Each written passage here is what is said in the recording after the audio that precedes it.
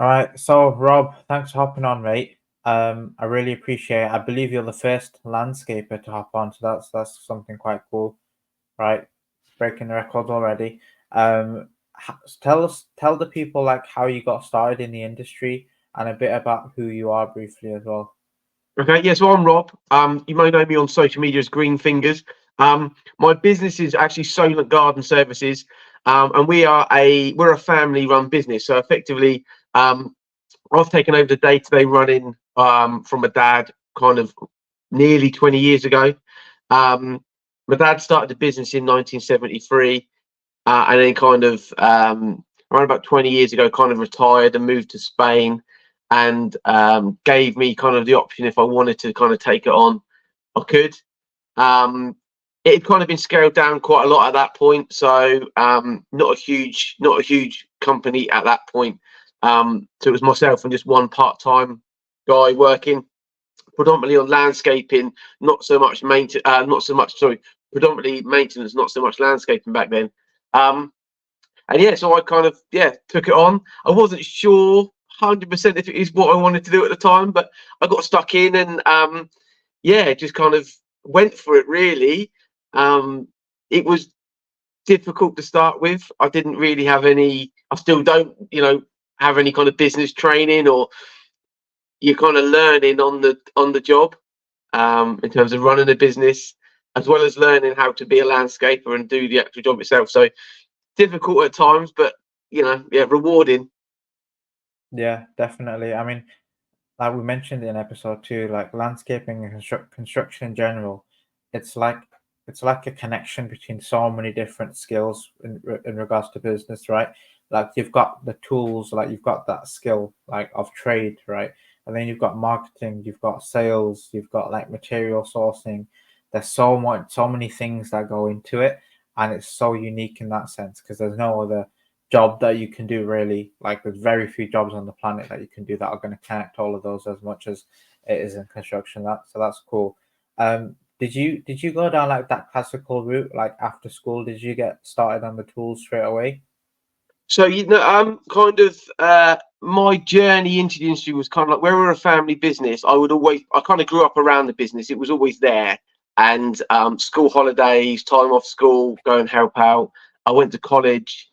Days when I wasn't at college, I'd be helping out, and then I kind of left college and uni, and I'd still been working a couple of days a week, working in the business. And again, I wasn't sure if it was what I wanted to do, but the opportunity was there, and I thought just go for it.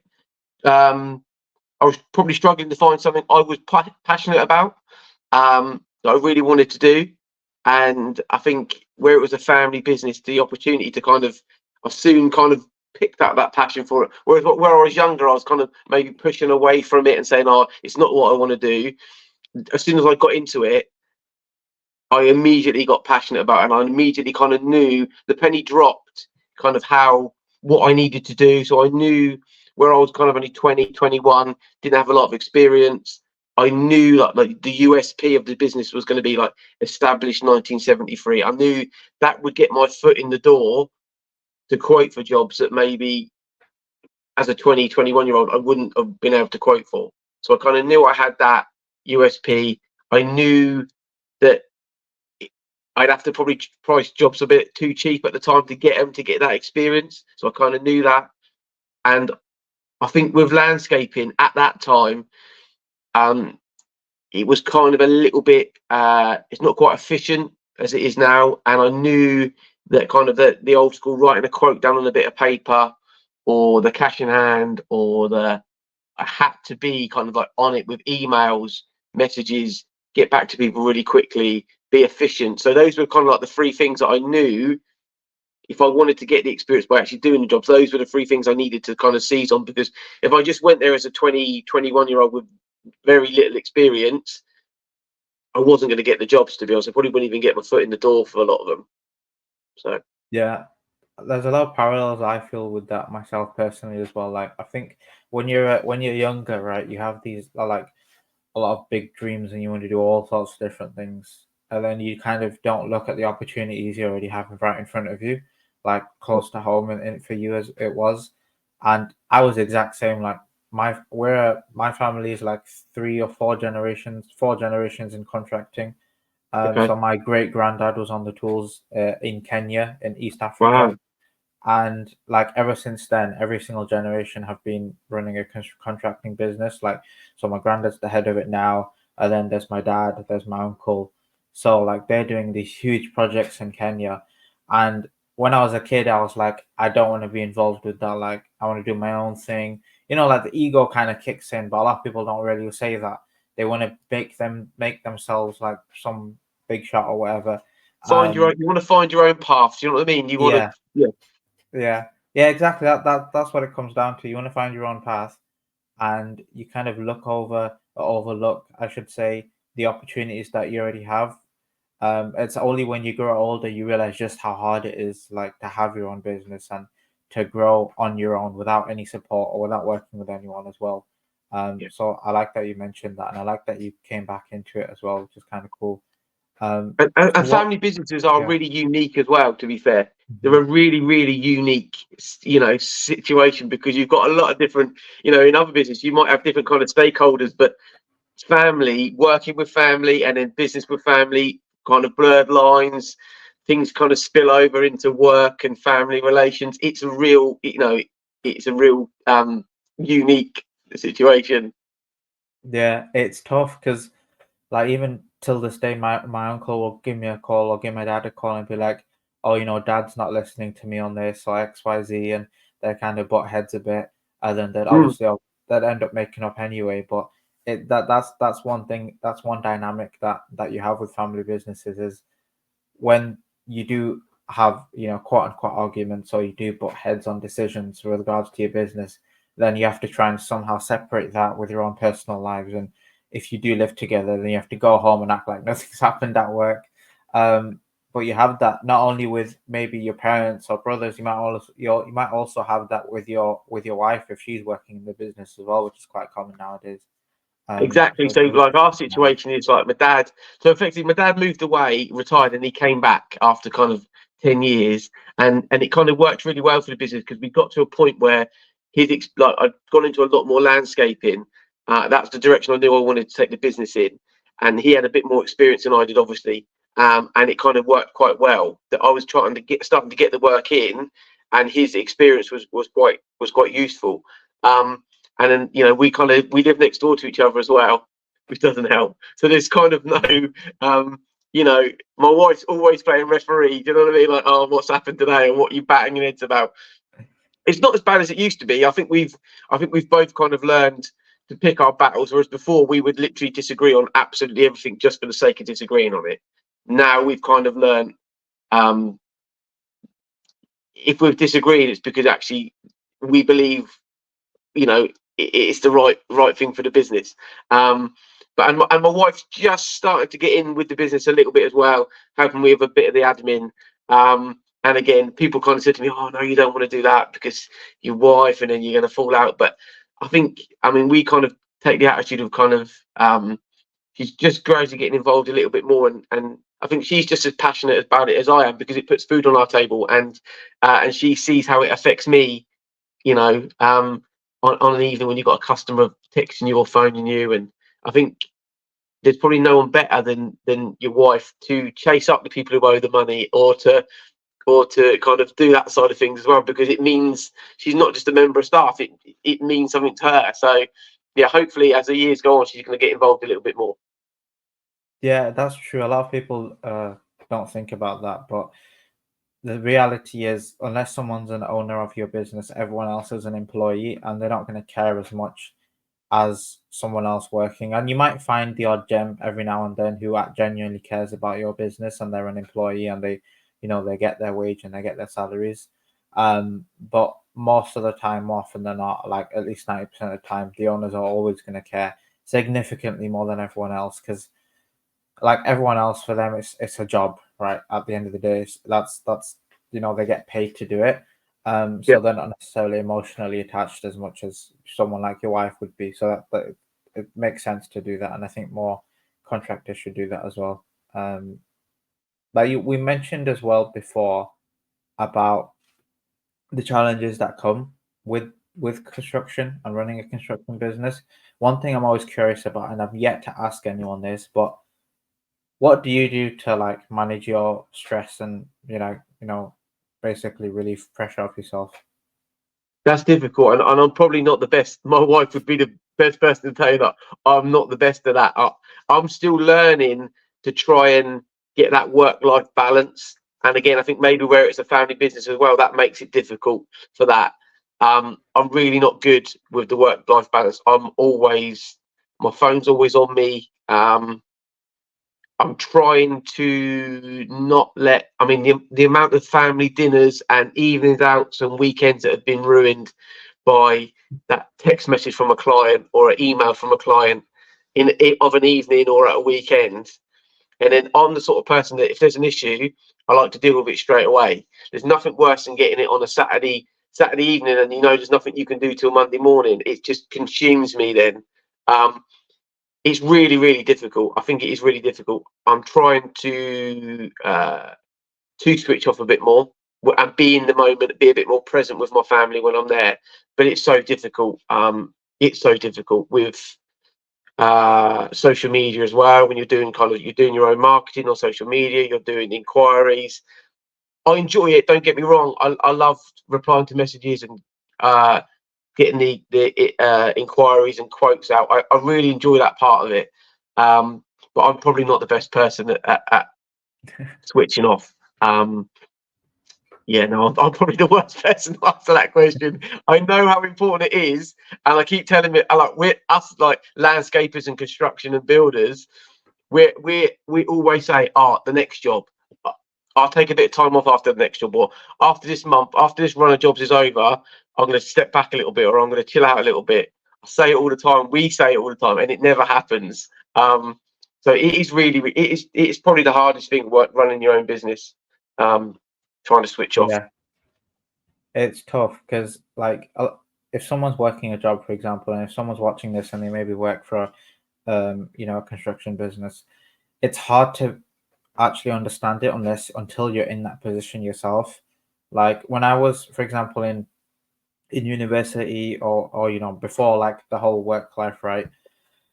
My uncle would, when I would speak to my uncle or my dad on the phone, if he was like abroad, he'd always tell me about problems that had happened within the business or meetings with clients, for example, and he'd start stressing over it like for a whole week, for example. They'll start mentioning it every single time, like, oh, this happened, that happened. And I'll just be like, oh, just forget about it. It's so simple to me in theory to just split it, like, just forget about it when you're at home, and then you can do it again when you wake up in the morning and go to the office. But, like, for example, me, myself, I'm in the construction industry as well. I'm on the marketing side of it. And when I Yeah. first started now it's about 8, 9 months ago, I was exactly the same. I was absolutely obsessed to the point where if someone wasn't doing well, like I literally would be checking my phone every 30 minutes in case I got a message from them. And I'm not exaggerating, by the way. I literally would be checking my phone every 30 minutes. Like Yeah. that's literally how it is. If Yeah. probably more than 10 minutes, to be honest. Yeah. But it's important because the reality is when things are going well, they're going really well. And when things are going not well, they're really going not well. Like that's the trend that happens in construction, especially. Absolutely. You find the And times when, yeah, go on. so I think it's really important, like when you say like when things are going really well, and when things are going really bad. I think, and I try and tell myself this all the time: stay level-headed. Stay level-headed. When you think everything you touch turns to shit and it's not working, and it won't last. You will come through it. Just keep your head down and go through it. And likewise, when you think everything you touch turns to gold and you're winning and you can't lose and every job finishes on schedule and you're doing really well, that won't last either. So it's a case of like keeping level-headed a little bit, and also good people around you, good family around you, wife or support network who my wife knows how consumed by it I am. So she knows not to say, "Oh, put your phone down" or "leave it," or she understands that I've had this email from a client who's not happy about something, which is justified or not justified, and I can't deal with it till Monday. Now I'm going to smolder and I'm going to boil over about that all weekend. She knows just to let me get on with that, because if she says to me, "Just leave it or forget it, sort of it out on Monday," she knows that's not gonna. She knows that's not going to happen. That's not going to help me. So good people around you, good family support, probably is a way of dealing with the stress and the problems that come with running your own construction business. Yeah, I think having a routine helps as well. Like, especially me personally, like one thing that I have with my friends is that it's not even that often, but like minimum every 2 weeks we'll go out once at least, like for the whole day. Not even for the evening, like morning till evening. But we'll just go out. We'll go, drive to Wales or something, Yeah, and that helps a lot because more often than not, when with you, when you're with your mates or your close friends or even with your family, you can sometimes forget about work, and probably it's more with your friends than family, to be honest, because I think your mates and your family are like separate, right? It's different. You're a different person around both of them. Um, so that's one thing that helps. Do you have any hobbies at all that you do like outside of work that helps? I do. And again, I've been the worst person ever. I don't have any hobbies. Um, uh, my social life has decreased as I've got older. So when you kind of see your friends once every 3 months now, which tends to be then it's like a long all day, or a weekend session. But again, I've been conscious that I do need to find a hobby. I do need that thing. So I've recently got into collecting vinyl. So Oh, nice. I started getting into that. So again, that's probably one thing that does help me switch off. I can literally go off to the record shops and just go flicking through the records and looking at records and bringing them home and listening to them. But yeah, that's hobbies are really important. You need to find that one thing, and I have been conscious of that. When I tried golf. Golf didn't work for me. It frustrated me too much, and you try and find other things to do. It is important. It is important to find that thing that you can just kind of lock in on, and kind of forget about work, even if it is just for half an hour or an hour. Yeah, 100%. Um, Nowadays, especially, it's harder than it used to be. Like everyone I spoke to is saying the same thing. The industry right now is generally quieter than it has been for a while. For the most part, anyway. If someone is watching this pod or watching the videos on Instagram, for example, and they're going through a really tough time, like the phone's not ringing, they're really struggling to close work. Maybe they've done like 8 to 10 quotes in a row and they've not closed any. Um, what would you say to them that could help them get through it and maybe not think about like showing up shop? Yeah, again, it is a funny time. I think ever since, I mean, for the last 4 years, post-COVID, the last 4 years have been really, really tricky for everyone. Material costs. Again, obviously now people are tightening their belts a little bit. People in the last couple of years haven't even known what their mortgage was going to be every month. Um, I think I'm finding now I'm probably having to work a little bit harder to get the job. So whereas before I might go and quote and kind of have the attitude of, well, that's the price, that's the quote, take it or leave it. Now you have to work. I'm finding I'm having to work for those bigger jobs. I'm having to work just a little bit harder. Putting a bit more detail into the quote, uh, showing more samples, giving people more options, more budgeting options in terms of, for like paving, for example. Whereas before, maybe 2 or 3 years ago, I would have said, "This is the paving that I'm laying. I like laying this. This is the paving. Take it or leave it." Now I'm having to give maybe three options, 3 or 4 options on the paving. Just really, yeah, just a case of trying to sell yourself, which has been quite difficult. I think before maybe didn't have to do that so much, but again, social media really helps with that because people can see kind of what you do and what you're about, maybe a little bit of your personality as well, which helps. But yeah, it's just a case of just keep grinding away and try and find your USP, try and find what makes you unique. Why, that people will want to use you. Look at every avenue you can for promoting your business, social media, get everything you can and try and find the things that, because there's a lot of things you can use to promote your business and you can throw money at it, but it's a case of finding those things that actually are cost effective, that do bring the work in, and it takes a bit of time to find that, but just keep, just keep plugging away, just keep going. And sometimes you might have to price jobs cheaper than you want to cover, just cover the cost just to keep going for a bit. But yeah, that's a difficult one. I think in the ideal, from my point of view, I kind of try and be booked up 3 or 4 months in advance. Then you've got the work booked in, and you can up your margin a little bit on it. But then again, if you're getting sort of like maybe a month, 3 weeks, and you need to work, then maybe just drop your margin, or just cover your cost for a short period until you can build the work back up. It's about flexibility. I think that's how it's worked for me. I've tried to be as flexible as I can with my quoting, so that I know if I need the work, I bring my margin down a little bit. If I've got plenty of work booked in, then put the margin up a little bit, and then you're going to make a bit more money out of those jobs. Yeah, it's true. Like I like what you mentioned before as well about lowering your margins and maybe just cutting the costs, because like I was speaking to someone, I think maybe about a month and a half ago, and they do garden rooms, right? And they were talking about how one thing that they did right in the beginning, which really helped them, is that they did the tiniest jobs in the world. Like they would literally do like small fences, really, really small jobs. But what happened with that is they used those people to then generate referrals for their bigger jobs, or even upsell them onto their bigger jobs like later Yeah, down the line. Because when they met them, they told them what they did, so then they remembered, and maybe like 6 months, 7 months later, then got a call from the same person, and that's super important. Like if you can do small jobs, in my personal opinion, I know everyone, not everyone does it, but I personally would say to do them, because you can generate so many referrals, and it is a numbers game. Referrals is a numbers game. The more people you absolutely. do jobs for, the more referrals you're going to get. That's just how it works. Um, so yeah, that's one thing that people should definitely think about doing as well. Um, Absolutely. I mean, again, and everyone's business is different. So, I can only say what works for my business. And we're a team. I've got 5 guys who work for me. I've got my dad as well, who kind of helps out still a little bit in the yard and whatnot.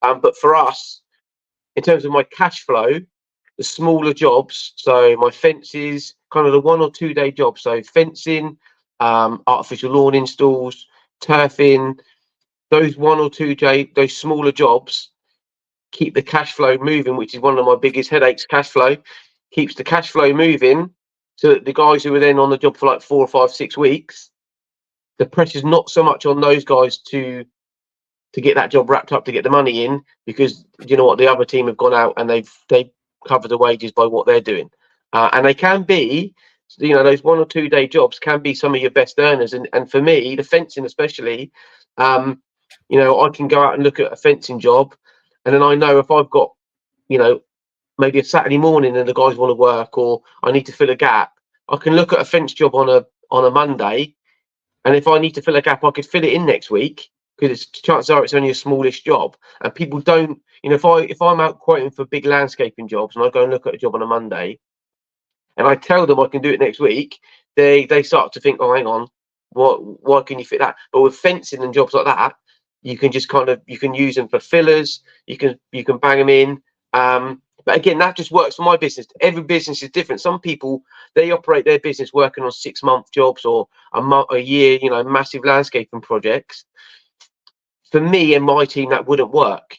The smaller jobs just keep everything ticking over. And I wouldn't say I have the attitude of no job's too small. There are still some jobs that I wouldn't take on, because I know that the people aren't going to pay the money. The money I'll be charged, they're not going to pay. But those 1 or 2 day jobs, get in, get out, get invoiced, they're crucial for our business. yeah, 100%. And I like what you mentioned there as well. Every business is different.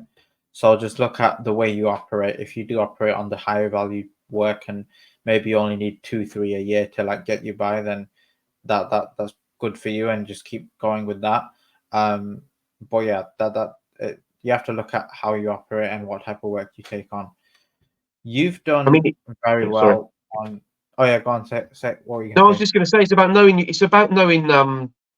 It's about what knowing what you need to tick over that month. If you know what your wage bill is going to be pretty much every month, which your wage bill won't change too much, and you know what your rent and your outgoings are, or your office costs, if you know that number in your head, you know that's what you've got to bring in enough money for that, at least for that. And then anything after that, after you've paid for your materials and stuff, is then your profit. So if you know that minimum number, then you can go and get those little jobs that you think, oh, I just need another grand this month, or I need to bring in another £500 this month, or do you know what I mean? And I would say that's a crucial one. Know the minimum, know what you need just to pay everything, pay wages, pay suppliers, pay your rent, pay whatever. Know that number, and then work off of that. Everything after that is all good. Yeah, and that's where it comes back to knowing your numbers, right? You have to look at your numbers, and that's probably the biggest mistakes a lot of people make, especially when they're starting out in construction, is they don't know their numbers well enough, and they look at every job on its own, and they don't think about things like overheads or rent or all the other extra costs that add up over time, your monthly costs, and then at the end of the month they think about why they have no money left. Pretty much, they're not making any profit. Did you have a time where you were like a bit like that, where you were a bit more naive with numbers, and then you kind of figured it all out more over time? Oh, 100%, 100%. The pennies dropped a lot more probably in the last. To be fair, I mean, if one thing came from COVID, which was positive, it gave me a chance to sit down. So I would get up. We shut the business down because rightly or wrongly, we shut the business down. Paid the wages, but we kind of shut down, and it gave me a chance to sit in the office. So I'd get up. I'd try and keep to a routine. I'd get up every day. I'd even put my work, t-shirt on, go and sit in the office, sit there, and I'd have a list of jobs that I wanted to kind of get through paperwork. And it gave me a chance to sit down and look at certainly on the maintenance side, what was earning money and what was costing me money. And effectively, I had a massive cutback on that side of things to actually look at my numbers and looking at kind of overheads and again, getting my head around the numbers. What do we need every month? Just what do we need to do every month just to survive? And then what do we do after that? So yeah, and I've been doing this a long time, and I was probably saying in the last 4 or 5 years, I'm still learning always. I'm learning in terms of out on the tools and working. I'm also learning how to run a business. So yeah, getting your head around those numbers, I would say that's so crucial. Just note that minimum number. I know that every month. It burnt into my brain. It doesn't really change. I know what I need to bring in that month minimum, and then everything after that is all good. Yeah. Did you have any resources that you used, or any type of whether it was YouTube or books? What was your main place to go to if you had to even learn any of that?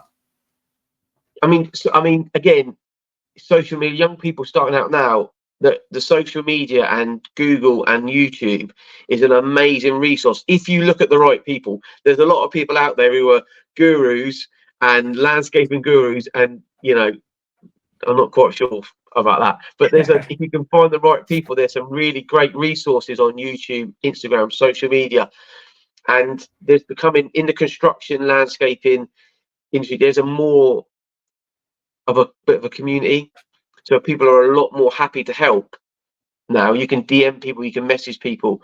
I get messages and DMs all the time, and I try and help people as much as I possibly can. And I know there's a lot of other landscapers who do the same.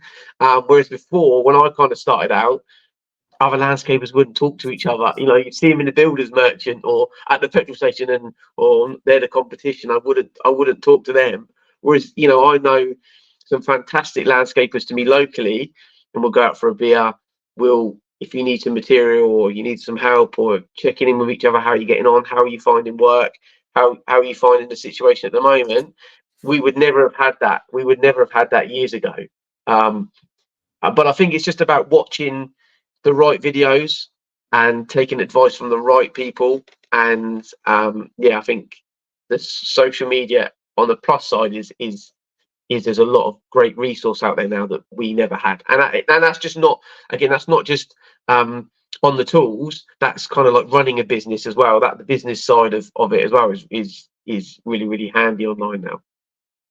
Yeah, and Chris mentioned it in the very first episode as well. He was talking about how YouTube is like a university, and even he uses it a lot right now to learn different things, and even to the considering where he is, which is huge.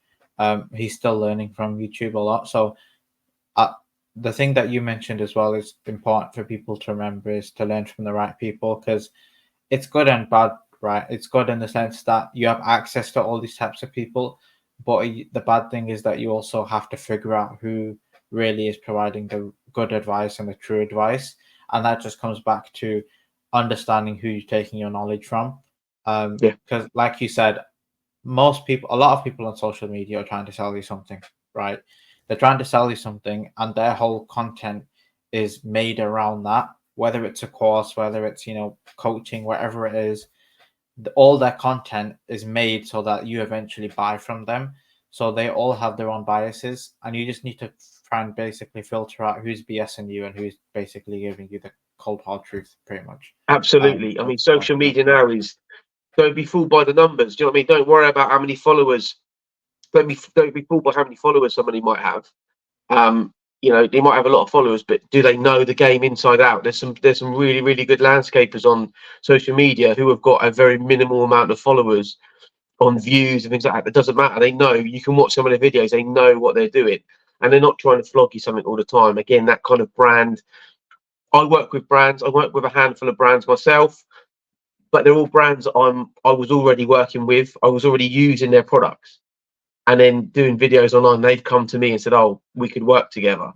Whereas I think you can see online a lot more now, where people are literally shoehorning products into the projects that a lot of them aren't even what I would consider a landscaping product anyway. That's happening a lot more, but it's having the savvy to kind of realize, um, does this person really know what they're talking about, or is it all just is it all for show? Yeah, yeah. I mean, I like what you mentioned there about not looking at the numbers as well, because I personally know people, right? Like, I met people on LinkedIn, I met people on Instagram who literally have hundreds of followers. So, like, their business page will have less than 500 followers, and on LinkedIn they'll have like 50 connections or something, and they run like 20-30 million pound businesses, like annual revenue businesses. So that's one thing you need to remember. Like, people, the thing is, on social media, it's very easy to get followers for the sake of getting followers, but it's Yeah, hard to get followers of the right type of people. Like, you can get hundreds of thousands of followers from all around the world that are completely irrelevant to you.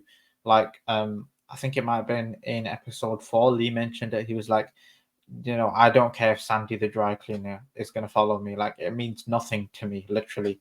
yeah, You need to get followers of the right type of people and of your audience. And for the case of construction, more often than not, everyone has a fixed radius that they actually serve.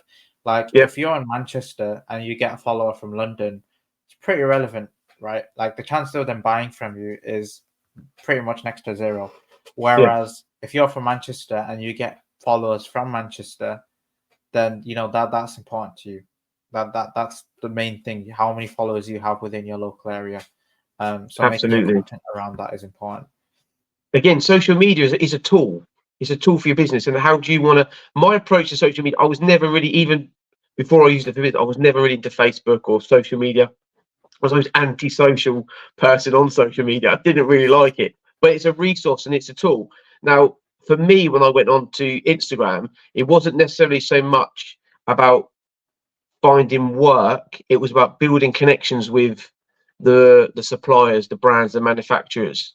That's how I saw that, it being a really crucial resource for me and to help build my reputation. Now you start to get, I get some work from social media, but not a huge amount. It's not a massive percentage of the work that brings in from social media. So the time I spend on social media probably reflects what I get from it, if that makes sense. And again, it's about having the right followers and the right numbers rather than just having loads of numbers. It's about having the right reach, reaching the right people, and using social media as a tool. So plan what you want to do with it. Why are you using social media? Why are you, are you using it to show off your skills and your work for potential clients? Okay, well, use it correctly for that. Are you using it to build relationship with brands or other manufacturers or suppliers? Use it for that. It's about finding that, use it as a tool like you would with any other part of your business. Yeah, I mean, moves the conversation perfectly because you've done very well on social media. And one thing I wanted to talk about from your perspective of actually actively making content right on social media and on Instagram specifically. Um, First of all, do you even what equipment do you use to make content, and like how do you actually decide what content you're gonna make and put out there? So yeah, again, it's kind of, as I say, I put into social media what I get out of it. So I literally just use my mobile phone. I don't have any editing equipment or anything like that, which kind of shows in as much as what my content looks like when it goes out, which is fine for me because I spend the time on it that it kind of brings back. If it was to bring in more money, if it was become a bigger resource for me, then I would probably spend a bit more time on it, a bit more money on it, and up my kind of editing game and my equipment game. You know, I've literally got like a little tripod from Amazon and some little Bluetooth microphones if I need them. Other than that, I don't spend a lot of money and I don't spend a lot of time on it because it brings in what it brings in. Um, I still enjoy it to a certain extent. I enjoy. It doesn't take up a lot of my time. It's usually one of those jobs when I get in from work. I spend like an hour maybe just putting some reels together on my phone. I quite enjoy the process of doing it. But again, you could spend a lot more time and you could spend a lot more money on it, but that would need to then be reflected in what it brings in. I wouldn't want to buy editing equipment, cameras, microphones, tripods, unless it was bringing in it would then take up more of my time, which then it would need to bring in significantly more money than it does. I do okay out of it. It allows me to be off the tools a little bit more, but it doesn't bring in enough for me to warrant spending. I see it all the time again online. Loads of people buying all this flashy equipment for it to make their videos and their reels and stuff. And again, it's that thing of how much time are you spending and money you're spending on it compared to what it brings in. If you sit down and look at it, it's like any other part of your business. It's got to bring in time and effort you put into it and money you put into it has to reflect then what it brings in. What's your goal? What are you looking to do with it? But I quite enjoy it still, and that's it's a great way of showcasing what we do. If I can bring a little bit of money in from it, great. That's kind of where we're at with it. So very, very very basic equipment. And that's probably why my reels and stuff look a bit basic, but it is what it is. Well, I asked Also, that sorry, question on one other purpose. point I would Yeah, make on go that on. as well with social media, with what I do, my videos and my reels that I make are very much like POV style, kind of like you very rarely see. Like, I'm not on the tools anymore so much. I'm not on the tools so much. So if I did videos pretending that it's me doing all that paving and it's me doing all that work, A, it wouldn't be authentic, and B, the guys who work with me would start getting a bit pissed off because they're like, that's my work. So it's very much like POV style. It's the guys working, it's us as a team working, and it's also very much sharing the guys who, to be fair, the lads who work with me very much embrace it and understand.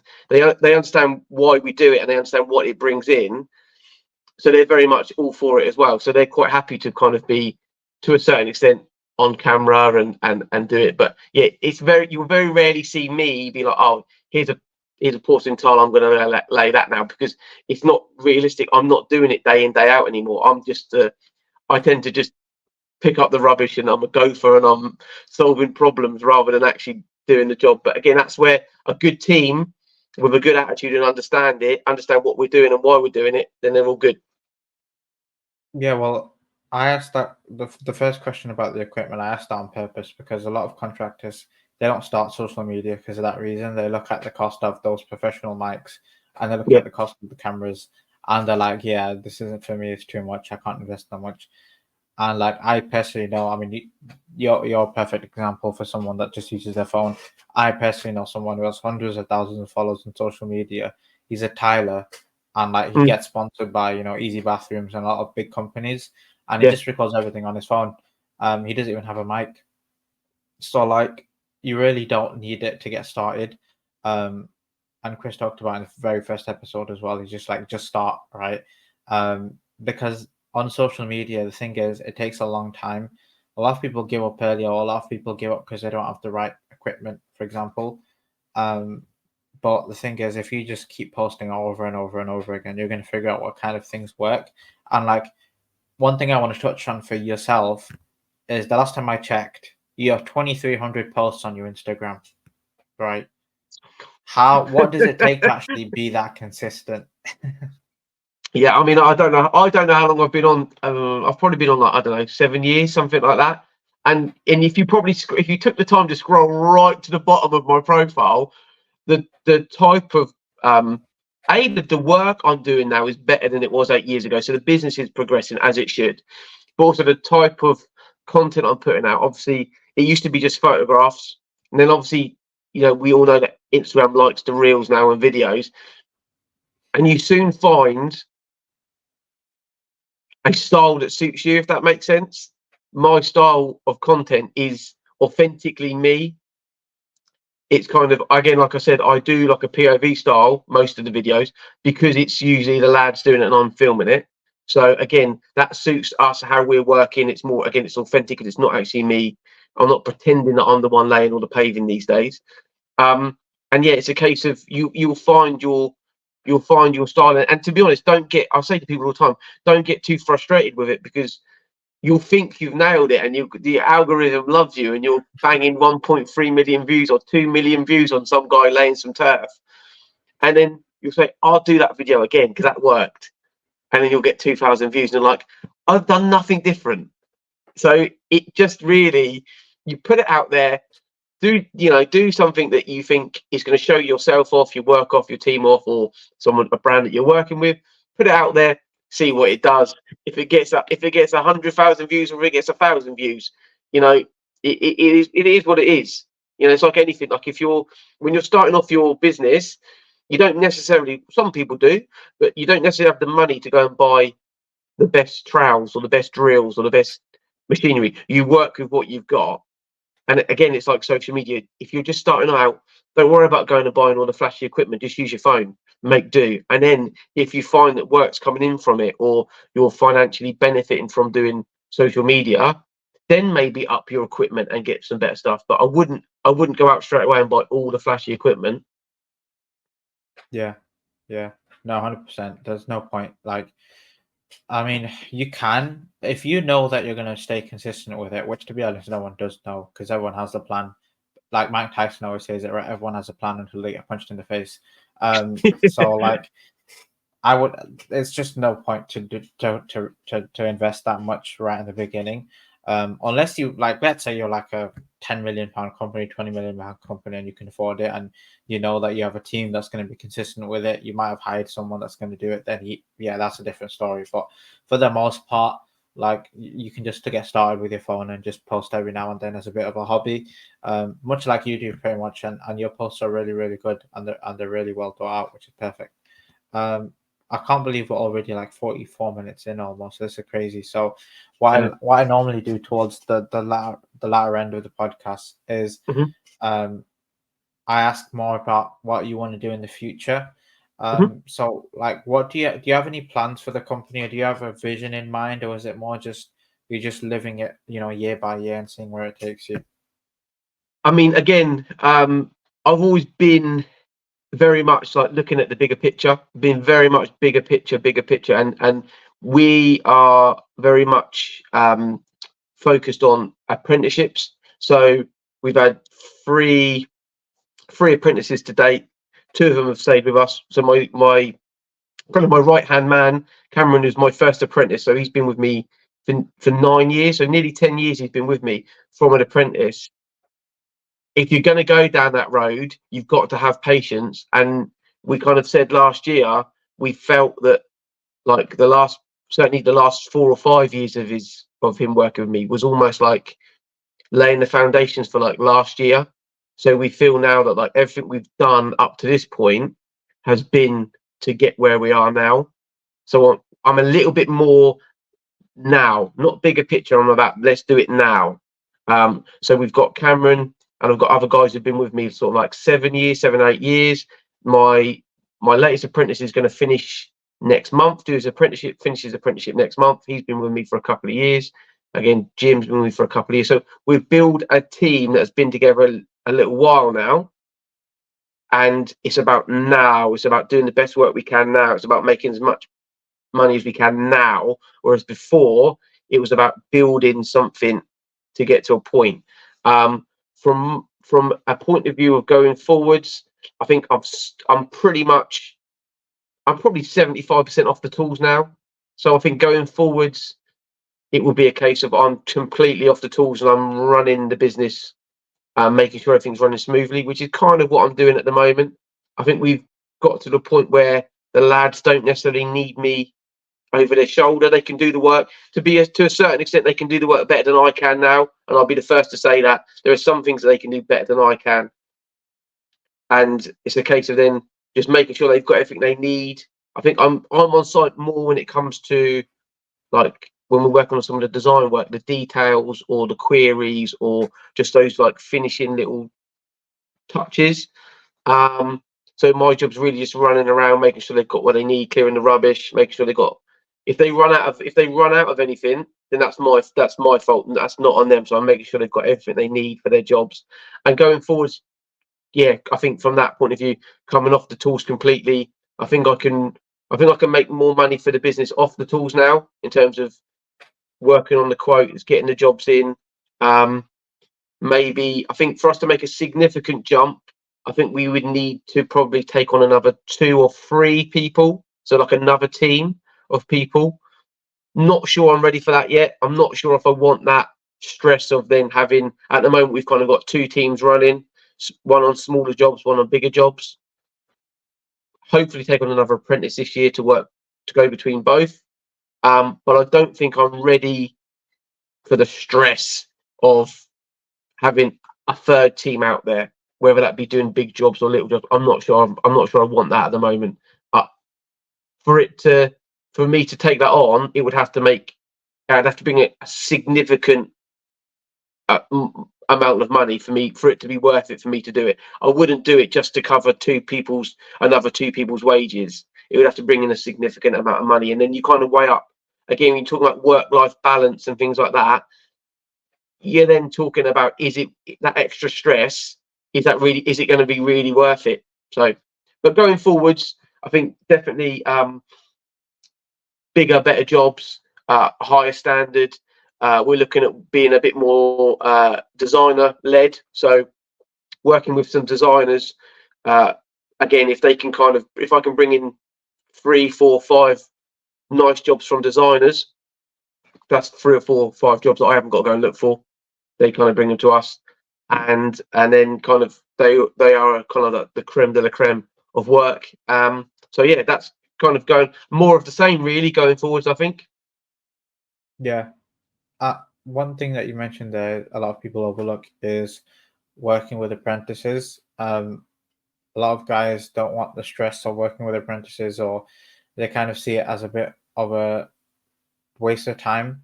But one thing you notice with the big companies, and there's a reason why all the big companies have apprenticeships, and there's a reason why, like, I come from an engineering background, so I'm very familiar with. For us, it's less apprenticeships, even though a lot of engineering companies do apprenticeships, but graduate schemes is a big one. But it's the same sort of thought process, right? Like, for example, if anyone graduated from an engineering degree, a lot of people think, oh, they know everything. They've been through uni for 5 years. That's what a lot of the general public think. But I mean, I graduated with an engineering degree, and I know how graduate schemes work. And the first 2 years, you're not doing any projects. Like, if you're a graduate engineer, first 2 years you're not touching a single project. All you're doing is learning for 2 years. That's literally all you're doing. And apprenticeships are the exact same thing.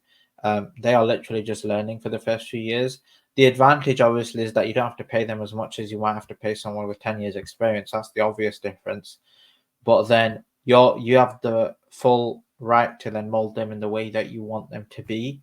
And what another thing is, they're more likely to stay with you for a bit longer than someone who's already left a job recently. Because if they've just left a job like maybe a year ago, the chance of them leaving you is fairly high again. Whereas an apprenticeship is different because they've been with you while they're learning everything. They're a bit more attached to you. So that's one thing that perfect. And another thing you mentioned was working with designers. A lot of people overlook that type of thing and overlook those relationships, whether it's designers, estate agents, architects. The list goes on about the type of people that you can work with to get work. Based on affiliate system or whatever you want to call it. Yeah. A lot of people overlook that type of thing, so it's good that you mentioned that. Yeah, absolutely. I'll sing about apprenticeships all day long. It's frustrating. It's hard at times. You need a bit of patience to start with. I mean, we've had 3 successful apprenticeships, and we've probably been through 15, 16 people on trials who don't maybe last a day, maybe last a week, maybe last a couple of months, and it doesn't really go anywhere.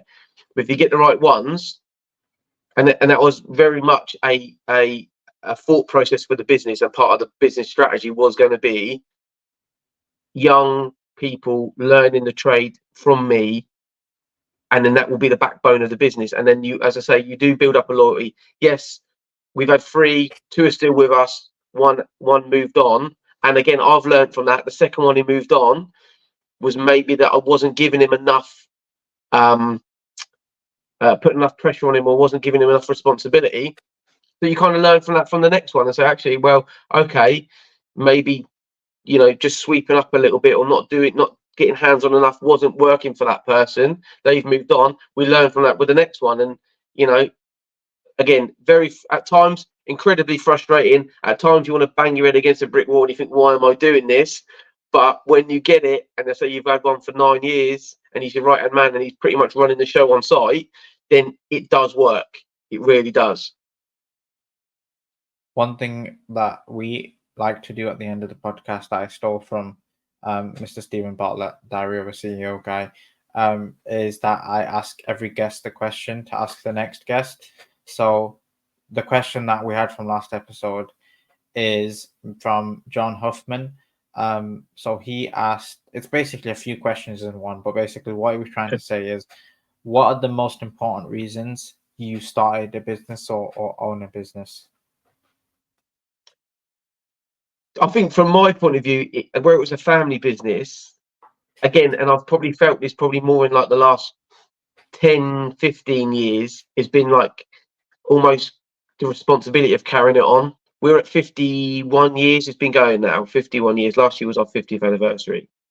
And yes, it's had to adjust and adapt and be flexible, and it will evolve, but it's still the same business. And it's that thing of, I've got a son, and I'd love the idea of then it being, I'm proud to say I'm like a 2nd generation landscaper, and the thought of it then being a 3rd generation landscaper kind of keeps me going at times. But also, again, that's where I want to build a business in, as much as for my son to potentially come in the business.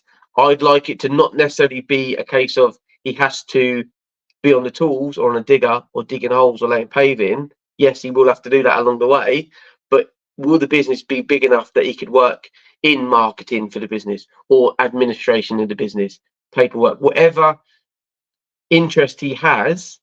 Can he do that in our family business? We'll have to wait and see. That's amazing. I love that. And it echoes from episode 3. We had Gary Drake on, who's like a custom builder in Beverly Hills. And he was a 1st generation contractor, but he talked about how he's more motivated now than when he started out, even though he's in his mid-60s. But the main reason is because he's got twin sons who's just entered the business. And they're basically site managers right now for him. Like they go on site and manage everything. So I love that's something that keeps a lot of people going, and it's just really cool. And obviously I'm not a dad, but I'm sure from the perspective of being a dad, it's a completely different feeling. Like being a dad to being a son is different, right? And I think a lot of fathers look at their sons and they just have these huge visions for them, and it probably excites them a lot. So that's cool to hear. Yeah. So before I let you go, Rob, I'm going to put you on the spot. Okay. Do you have a question that you would like to ask another contractor? Okay. Any contractor? Okay. I would probably say, what would you, if you could say something to your younger self when you started, what would you say to your younger self when you started out? Amazing. That's beautiful. Has anyone Well, asked that already? no one's asked that. No. You Okay. know what? That's another thing I've not even mentioned yet. It's because a lot of these, I'm like 5 episodes ahead in terms of what's public and what's not. So like, I think like episode 4 is going to go out tomorrow, and this is going to be episode 9, I believe. So Wow. like, Cool. the chances that someone asked the same question is quite high because they've Yeah. not seen like 4 episodes, but somehow they've not been asked yet. So that's good. They've not Cool. overlapped yet, which I'm happy with. But now that's I amazing think what you're question. doing. I think what you're doing with this is brilliant. The more of these sort of podcasts and lives and things we can do, so that people who are watching, younger people, can maybe be inspired or maybe get a little nugget of information. That's kind of what I do. Lives I'm doing it on a Tuesday this week, but my lives usually got on a Monday evening with people in our industry, because if I can get one nugget of information from that person that someone's watching says, I didn't think of that, or yeah, actually I could do that with my business, or yeah, actually keep going, because it will, hopefully it will get better. More of this, please, on social media, not just all waffle. Like get some information out there. Yeah, yeah. No, that's the main reason we're doing it, is so that people actually find it helpful. Yeah, we're not selling a course. We're not selling anything from this. Like, I'm hoping that people actually find it helpful, and yeah, we'll definitely keep going. There's no way it's going to stop anytime soon. So yeah, thanks for saying that as well. But yeah, Rob, it's been a pleasure. I can't believe we're already basically an hour through. You know? That's incredible. It's gone absolutely, it's flown by. So guys, if you've enjoyed watching this, drop a like. All of Rob's links will be the first ones in the description as always. So make sure you check him out on his Instagram and all of his social media. Thank you guys for watching. We will see you guys next time.